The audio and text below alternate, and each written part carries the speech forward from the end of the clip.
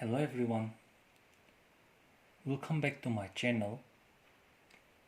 In the previous video, we have seen how to find out the derivative of simple functions. Now in this video, we will see how to find out the derivative of composite functions. Derivative of composite functions. We also called it as chain rule. Chain rule. Now let us see an example. Suppose we are asked to differentiate tan cube x with respect to x. Now we'll consider y to be our given function. So let y be our given function, that is tan cube of x. Now tan cube of x is simply tan x holding cube. So that's your y. Now I'm going to differentiate this with respect to x. So differentiating with respect to x. So that's differentiation of y with respect to x will be equal to differentiation of tan x holding cube with respect to x. Now in the previous video we have seen what is the differentiation of x to the power n.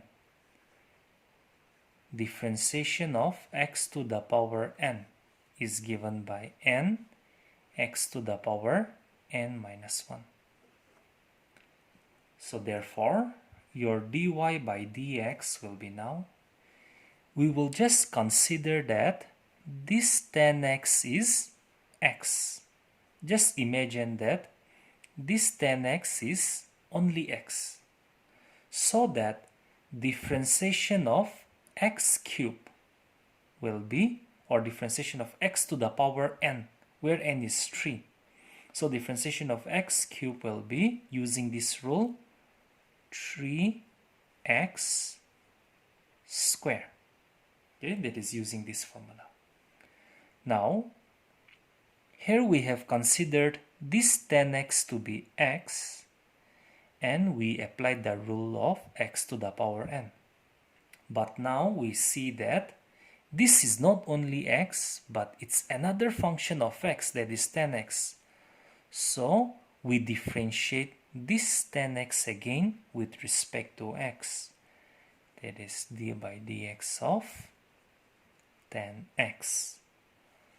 Now this is equal to 3x squared into differentiation of tan x is secant square x. That gives you 3x squared secant square x as your result. Let's see another one. Differentiate e to the power x cube with respect to x. Now we'll consider that y to be your given function, e to the power x cube. Now let's differentiate with respect to x. So differentiating with respect to x. So we differentiate y with respect to x, so we write dy by dx, and we differentiate e to the power x cube with respect to x, that is d by dx of e to the power x cube. Now we know that in the previous video we have seen that differentiation of e to the power x is simply e to the power x itself. Now here it is e to the power x cube. Let us just consider that this x cube is only x. Let's imagine it that way. So that differentiation of e to the power x will be simply e to the power x. Okay, we are just imagining that this x cube is only x. So differentiation of this e to the power x will be simply e to the power x, where x is your x cube. But this is x cube. It's another function of x. It's not only x. So in that case, we have to differentiate this function, that is x cube again. So this gives you e to the power x cube into, now we know that differentiation of x to the power n is n, x to the power n minus 1, 3 minus 1, 2. So your final result is 3x squared e to the power x cube. Let's see some more examples. Differentiate log of sine x by 2 with respect to x. So we'll consider our given function to be y. So let y be your given function, that is log of sine x by 2. Now we know that differentiation of log of x is simply 1 by x. Now let us imagine that this sine x by 2, is simply x. Okay, let us consider that this sine x by 2 is simply x. So that differentiation of log of x will be 1 by x. So we differentiate both sides with respect to x. So differentiation of y with respect to x, differentiation of log of sine x by 2 with respect to x.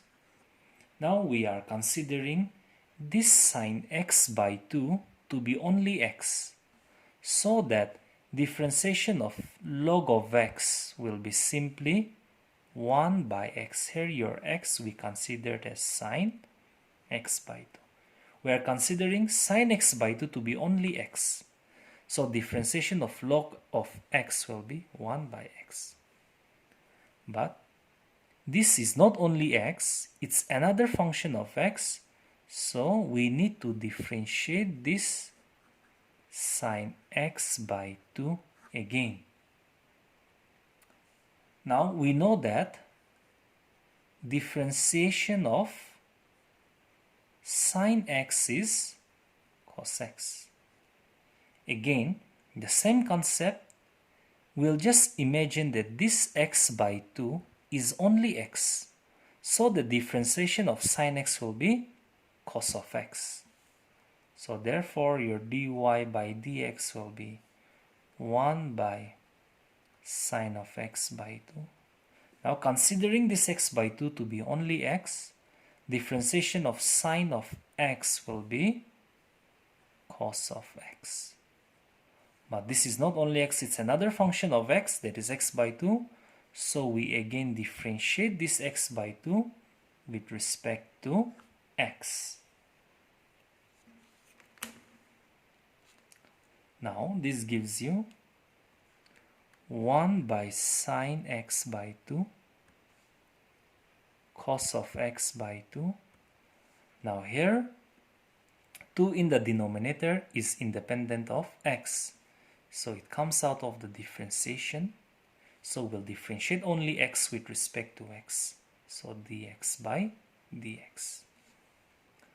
So here dx gets eliminated. Now we know that, okay, 1 into cos x by 2 will be cos x by 2 divided by sin x by 2 into 1 by 2. Now we know that cos of theta by sin of theta will be cot of theta. So that is cot of x by 2 multiplied by half, which gives us the final result. And let's work out with some more problems. Differentiate e to the power square root of sine x with respect to x. So we'll consider y to be your given function. So let y be equal to e to the power square root of sine x. Now we differentiate both sides with respect to x. Means we differentiate y with respect to x. So we write dy by dx. And we differentiate the function on the right side with respect to x. So therefore d by dx of e to the power square root of sine x. Now we know that differentiation of e to the power x is simply e to the power x. So we'll consider this particular function to be only x. So differentiation of e to the power x will be simply e to the power x. But this is not only x, it's another function of x. So we have to differentiate this function, which is square root of sine x again. So this is equal to, I write here, e to the power square root of sine x into, now this also can be rewritten as d by dx of sine x to the power 1 by 2. Now e to the power square root of sine x into, just think that this sine x is x only. So the differentiation of x to the power n is n, x to the power, your x here is your sine x. So n x to the power n minus 1. Now we consider this sine x to be only x, but this sine x is again another function of x. So we differentiate this sine of x again. So that is e square root of sine x into 1 by 2 sine x to the power 1 by 2 minus 1 will be minus 1 by 2. Differentiation of sine x is cos of x. Now this gives you, if we arrange it, 1 by 2 e to the power square root of sine x. Here sine x to the power minus 1 by 2 is 1 by square root of sine x to cos x, which gives our final result. Let's see some more problems. Differentiate square root of 1 plus 10x with respect to x. Now let us consider y to be your given function. So y is equal to square root of 1 plus 10x. Now we differentiate. Okay, this also can be rewritten as y is equal to 1 plus 10x. Square root means the power is 1 by 2. So we differentiate with respect to x. So differentiation of y with respect to x, differentiation of your given function 1 plus 10x to the power 1 by 2 with respect to x. Now here, just think that this 1 plus 10x is only x. So that differentiation of x to the power n will be n your x. This is your x. Nx to the power n minus 1. But this is not only x, it's another function of x. So we have to differentiate it with respect to x. So into d by dx of 1 plus 10x. Now I write here. So half of 1 plus 10x to the power, half minus 1 gives you minus 1 by 2 into, now differentiation of 1 with respect to x is 0, as 1 being a constant term, so 0. And differentiation of 10x will be secant square x. Now this gives you 1 by 2 into, we rewrite this as 1 by half means square root of 1 plus 10x into secant square x, which can also be rewritten as secant square x by 2 square root of 1 plus 10x, which gives our final result. The next one, differentiate ax plus b to the power n with respect to x. Now we'll consider y to be your given function, so let y be equal to ax plus b to the power n.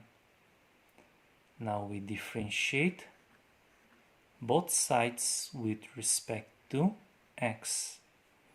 So differentiating y with respect to x, differentiating ax plus b to the power n with respect to x. Now just think that this ax plus b is only x. So the differentiation of x to the power n is n x. This is your x to the power n minus 1. But this is not only x, it's another function of x. So we have to differentiate it again with respect to x. So d by dx of ax plus b. So this gives you n ax plus b to the power n minus 1. Now we differentiate both the functions with respect to x. So differentiation of ax, differentiation of sum of two functions means differentiation of first function plus differentiation of second function that we have seen in the previous video. So n ax plus b to the power n minus n is a constant with x, so it comes out of the differentiation. So we'll differentiate only x with respect to x, dx by dx. Now differentiation of only constant term is 0. So this gives you, now here dx cancels, so this gives you an ax plus b to the power n minus 1, which is your final result. Let's see another one. Differentiate e to the power 3 by x with respect to x. Let us consider y to be your given function. So let y be your given function, e to the power 3 by x. Now let's differentiate with respect to x. Now dy by dx will be d by dx of e to the power 3 by x. Just think that this 3 by x is only x. So the differentiation of e to the power x is e to the power x itself. Now this is not only x, it's another function of x. So we need to differentiate that particular function, which is 3 by x, with respect to x. So this is e to the power 3 by x. Now 3 is constant, okay, along with x, present along with x. So this 3 comes out of the differentiation. So we will differentiate only this 1 by x. Now e to the power 3 by x times 3 times, now here differentiation of 1 by x can be rewritten as x to the power minus 1. So that is 3 e to the power 3 by x. Now differentiation of x to the power n is n x to the power n minus 1. So that's minus 3 e to the power 3 by x to the power minus 2, which can also be written as minus 3 e to the power 3 by x divided by x squared. This gives you the final result. So I hope that you have learned something from this video. Okay, thank you.